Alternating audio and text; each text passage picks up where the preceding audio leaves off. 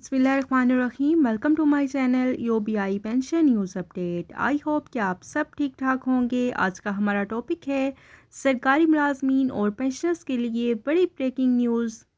41% और आईएमएफ की नई शराइत। टॉपिक की जानेब बढ़ने से पहले आपसे गुजारिश है कि अगर आप चैनल पर नए हैं तो चैनल को सब्सक्राइब कर लें ताकि सरकारी मुलाजमीन और पेंशनर्स के हवाले से आने वाली हर न्यूज़ अपडेट से आपको बाखबर रखा जा सके। तो बढ़ते हैं आज के टॉपिक की जानेब।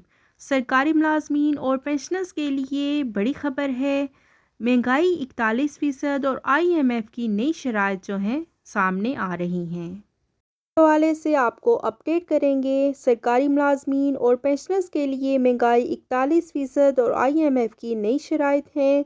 सरकारी मुलाजमीन और पेंशनर्स के लिए बड़ी ब्रेकिंग न्यूज़ है। महंगाई इस वक्त 40% जो है वो क्रॉस करके 41% तक पहुंच चुकी है। 10 दिन पहले 33% मौजूद थी और अब इसके बावजूद भी आईएमएफ की शराइत जो हैं वो रुकने का नाम नहीं ले रही और गवर्नमेंट ऑफ पाकिस्तान में नई शराइत जारी हैं और ये शराइत यही है कि बिजली और गैस और पेट्रोल की प्राइसेस जो हैं इनको इंक्रीज़ किया जाए, शरह सूद में मज़ीद इजाफा किया जाए।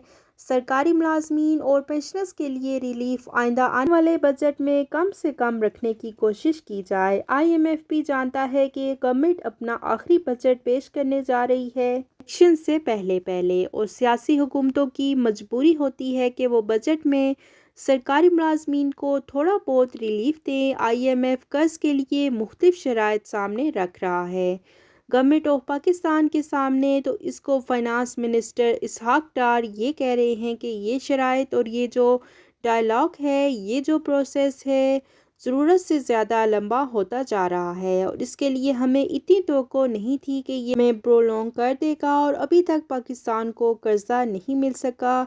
यही वजह है कि डॉलर भी 280 का हिस्सा जो है पार कर चुका है। 283 या 84 रुपये इंटर बैंक पर इसकी प्राइस मौजूद है। अशिया ज़रूरियात जो हैं सरकारी मुलाजमीन, पेंशनर्स और आम आवाम के लिए मुश्किल होती जा रही हैं। इसकी वजह यही है कि महंगाई की शरह 41.54% रिकॉर्ड सतह पर पहुंच चुकी है।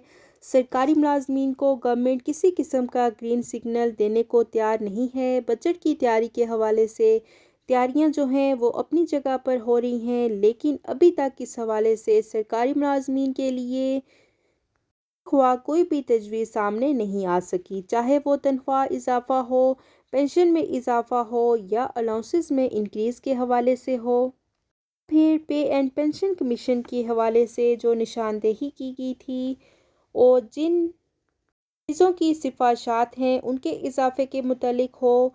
2 माह से भी कम वक्त जो है मौजूद है।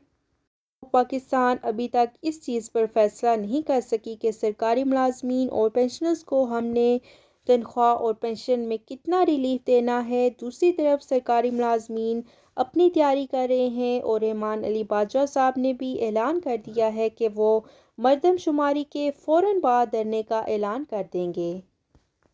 ये थी सरकारी मुलाजमीन और पेंशनर्स के हवाले से लेटेस्ट न्यूज़ अपडेट जो कि आपके साथ हमने शेयर की।